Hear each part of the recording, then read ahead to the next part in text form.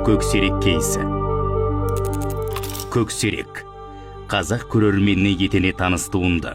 Табиғат пен адам арасындағы күрделі қарым-қатынасты бейнелейтін бұл фильмде күшік кезінен қолға үйретуге тырысқан қасқыр бөлтірігі ақыры ауыл баласы Құрмаштың өзіне қарсы шабады.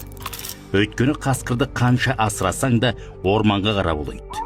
Жаныңды беріп, мейіріміңді төгіп, жылы жұмсағыңды ұсынсаң да, жат болмыстың ішкі түйсігі бәрібір жеңіп шығады.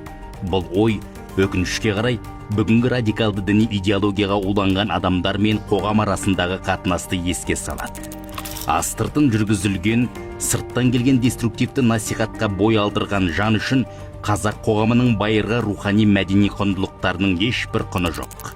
Олар үшін ата-баба аманаты, ұлттық дәстүр, ұлттың тарихы мен тілі мәнсіз.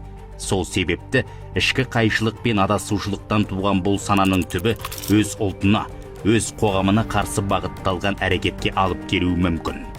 Қанша жасырып жапқанмен бүгінгі жан жарамыз осы.